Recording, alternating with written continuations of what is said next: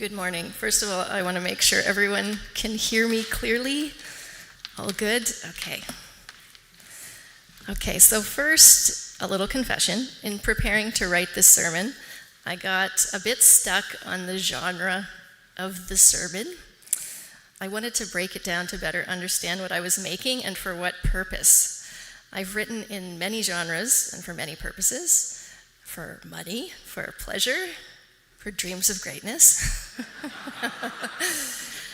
But I have rarely attempted to compose a sermon. Ergo, and I don't know that ergo needs to be used in a sermon, but somehow that's what came out. Ergo, while I promise this won't be a sermon about sermons, it's where I've decided to begin. Observation. A sermon holds a particular set of expectations. Within a service, a sermon is the main course, the thematic center around which an hour of communal worship is built.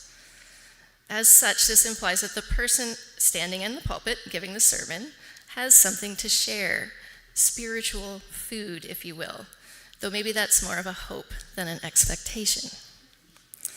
Spiritual food can take many forms and need not come from the pulpit.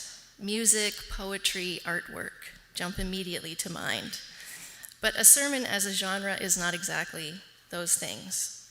Constructed around a theme, a sermon often weaves in scriptural text of liturgical significance, presented in a way that's meant to connect with the congregation on a deeper level.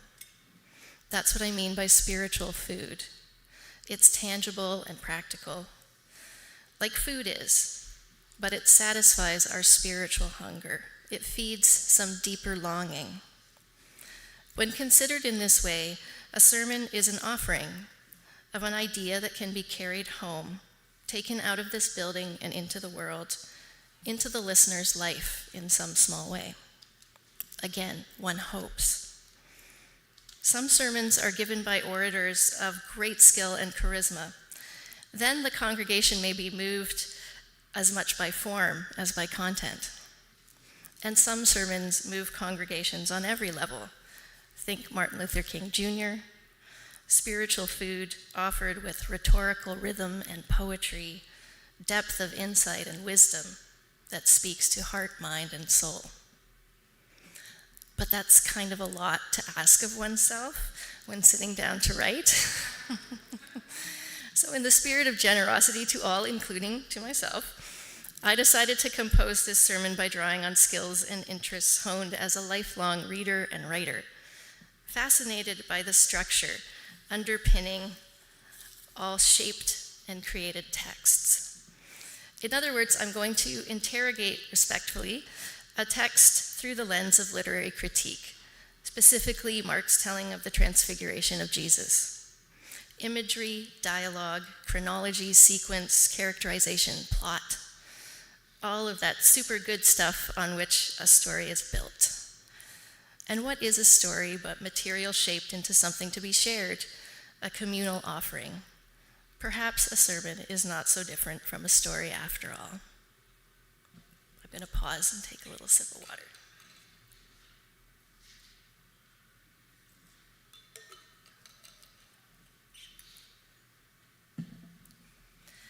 My theme today, the theme that I chose, is preparation.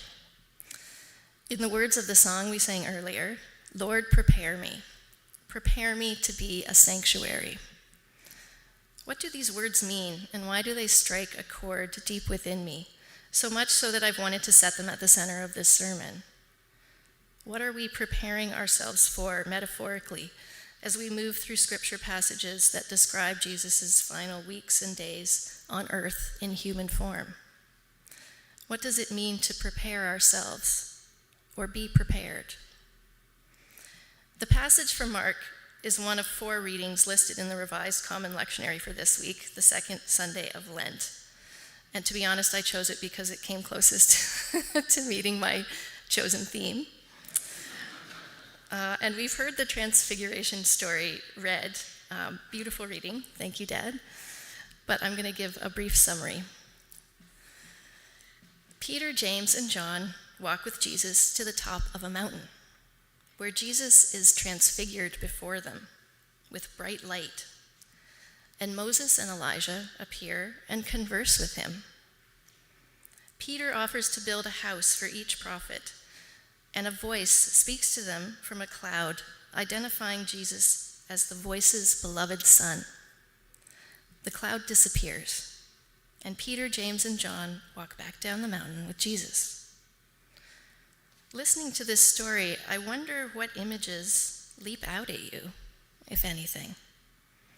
What connections do you find yourself making? What piques your curiosity? My attention, even on first reading, was drawn to Peter's offer to build a house or shelter, or in some translations, a tabernacle for each prophet. It strikes me as a reasonably coherent response, given the unsettling, unexpected, surprising circumstances. Peter and James and John have just seen their friend Jesus transformed by great light. Jesus' face has changed, his clothes glow, and he's in conversation with Moses and Elijah, major prophets, most definitely no longer of this world. How could anyone prepare themselves for such a shock? I like Peter's offer. I like the homeliness of it, the simplicity. It's tangible and it's honoring. Rabbi, it is good for us to be here. Let us put up 3 shelters, one for you, one for Moses, and one for Elijah. But there's a qualifier, a parenthetical aside that follows immediately after. It reads like this: he did not know what to say. They were so frightened. I found myself studying this sentence. The use of pronouns rather than names confused me. He did not know what to say. They were so frightened. Who? Seeking clarity, I looked up the Transfiguration story as told in Matthew and in Luke, and discussed the revised descriptions with my child Belle, who happened to be home visiting while I was puzzling over all of this. Belle is learning ancient Greek. So they looked up passages of in the original Greek, and taken together, based on the 3 versions and the translations, we decided that this is the author's commentary on Peter's state of mind, along with James's and John's. They're the mortals in this story. They represent us, I think. They are frightened, and Peter, speaking for the group, does not know what to say. In both Matthew and Luke, a voice speaks from a cloud while Peter is still speaking, interrupting him, a revision that undercuts Peter's attempt at making a commensurate offer, human to divinity. It's worth noting that Mark's version was almost certainly written before Matthew's and Luke's. Belle read out these passages for me one after the other, and as I listened, I could hear the process of revision in action. Matthew adds, but also removes detail. Luke adds different detail and tweaks the chronology. Let's return to the sequence of events as told in Mark. Peter speaks. This is followed by the parenthetical aside explaining that Peter doesn't know what he's saying, and that Peter and his friends are frightened. And then a cloud appears, and they hear a voice. The voice says simply, "This is my son whom I love. Listen to him." After this, and suddenly, they look around, they being Peter, James, and John, the human men, and they are alone again with their friend Jesus.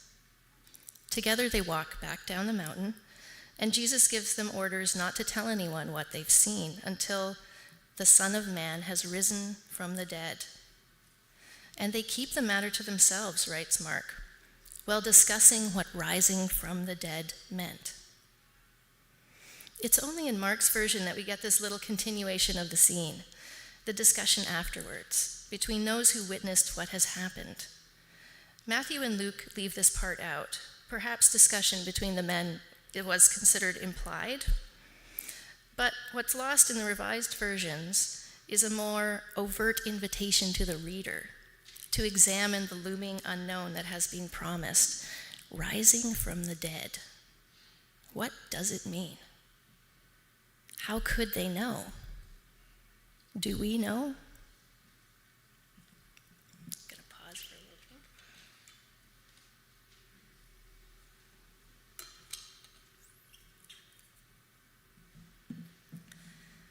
I'd like to take just a moment to examine the voice in the cloud. The reader may assume this is the voice of God, based on several clues. 1, Jesus is identified as the voice's son. And 2, and this is with help from Bell translating the original Greek, the type of love named is typically the love of God or the divine for humans, which contrasts with love for friends or erotic love or love for parents. Many more words for love there than we have. Yet it is never said in the text that God spoke. The voice is not named in any of the versions. The voice is also not gendered. I wonder how the meaning of the spoken words changes when we remove an assumption of gender altogether. Can you hear what that voice would sound like? The voice in the cloud instructs them to listen to Jesus. This is my son, the beloved, the one who is loved. Listen to him. Do we listen? And if so, what do we hear? We know that Jesus is a storyteller. We know that many of the stories Jesus tells are strange or bewildering, or contradict what is or was commonly believed to be true or accurate. We call these stories parables. We know they mean more than they seem to on the surface. They point to a deeper way of learning and comprehending. We also know that Jesus asks questions. It is one of Jesus' teaching methods. A question may appear to point toward an answer, but an answer isn't necessarily the point. Jesus' questions and the parables with which he answers questions invite instead a response. An answer is simple, a response is complex. A response has emotional richness and texture. A response can lead toward discovery, toward integration and interior transformation. To follow Jesus, to listen, is to be transformed, or at least to risk the possibility of being transformed. This is my son whom I love. Listen to him. A clear command, but listening can be difficult to do, especially when in a situation of surprise or shock. Like Peter, how often do I tend instead to leap to conclusions, to solve a problem of my own imagining, to answer a question not asked, or put a container around a situation that would make it understandable to me? Listen. Let's return to the text, to the moment when the voice speaks. In each version, the voice comes to them from a cloud. The cloud covers them. The cloud is bright. The cloud covers them and they're frightened. The voice is heard, but no one is seen to be speaking. Here's the story's takeaway, quite literally, a handful of words spoken by a voice in a cloud. This is the message that Peter, James, and John receive and carry down the mountain, a message they will share at some later date in an oral story that will be passed on and decades later written down, then written down again and again, revised and revised. And yet, this most important message comes from inside a cloud. Why? The image suggests fogginess, confusion, shortened sight, a limiting of the senses. The cloud might seem like a bit of visual trickery, a sleight of hand, so to speak, that prevents them from seeing the speaker, if God, the presumptive speaker, is there to be seen. But is God there to be seen? Is God a person? No. The cloud represents the limitations of the human imagination. The human mind, being mortal, struggles to comprehend the divine. Yet we yearn for it. And so the voice, disembodied, directs the men's attention and ours as readers toward a fellow human, someone they can see, touch, converse with, question, the concept of God embodied. There are several visual tricks or sleights of hand in this story. Jesus' face and clothes changed by light that is too bright for accurate description. The appearance of prophets long dead, a suddenly appearing cloud through which the voice speaks. And I wonder, why is this shock and awe narratively important? What do these elements add to our understanding of Jesus' life and his death? Did it happen in this way? When thinking through revision, a writer makes many tiny decisions about the value and worth of the information given. Tell a reader too much and in detail too great, and the reader will tune out. Bored by superfluous description that saps the mystery and therefore the energy from the telling. However, too little detail may confuse the reader or cause frustration, even misinterpretation. A detail that gets revised in each telling is the description of the transfiguration itself. We hear variously of dazzling white clothes, as if bleached by an otherworldly laundress, or his face shines like the sun and his clothes too. Or his face changes, but we're not told how, and his clothes are bright as a lightning strike. The urge to revise and revise again this particular moment points to the limits of language. There aren't words or images adequate to describe what's being experienced. Yet that doesn't keep us from trying. On the whole, I'm drawn to the earliest of these versions most keenly, Mark's telling. I appreciate the lack of detail. It leaves more room for me as the reader to wonder at this strange, uncontainable experience. I read it and I'm full of questions. And I think the writers of Matthew and Luke were too, as seen by their attempts to fill in some logical, descriptive, and chronological gaps present in Mark's telling. But this is not a story that is going to be opened by greater description. It is a story that defies the narrative impulse to structure a more coherent chronology that would explain the subject's motivations or reactions. It is a story to be felt, wondered at, discussed. After the voice speaks, the climactic moment, I'm thinking of it like the story arc, 3 major characters disappear altogether: the voice in the cloud, Moses, Elijah, and 3 others walk down the mountain, unable to understand what they've witnessed. And one, the subject who continues to fascinate and compel us, remains mysterious. Jesus is present. He walks with them, but he does not explain himself. As readers, we're left to wonder, like the disciples, what Jesus knows of what he is being prepared for. We are left to wonder how human Jesus is, as human as we are right now. Did he know what he was going to Jerusalem to experience, to bring about? Did he know what his departure would look like, feel like? His humanness suggests that he did not, or not fully. Yet Jesus seems to know what to do. He seems to be certain of his path, certain of his destination.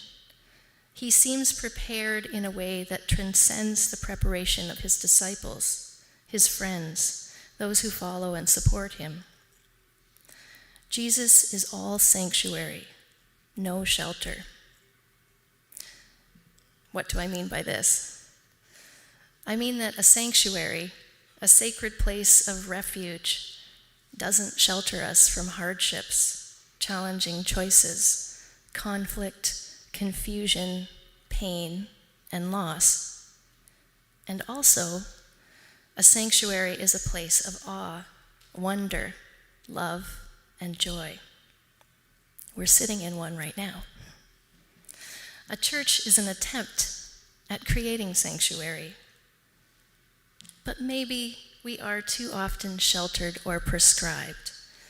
We think we can build a shelter to house and contain Jesus, when instead we are being called quite simply, or not simply at all, to listen.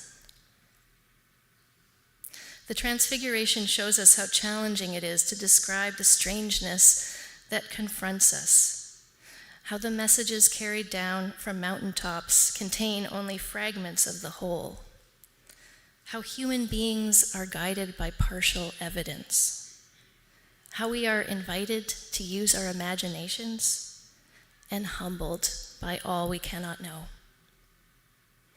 And also how none of this prevents us from participating, because we are invited into the story, invited to walk alongside, invited to listen through clouds and fear, to practice all of this listening in preparation to partake of a gaping mystery, the story of suffering and pain and loss and grief that is transformed into resurrection. We are preparing for a gift that is beyond our comprehension, our own sanctuary within us and altogether beyond us. Amen.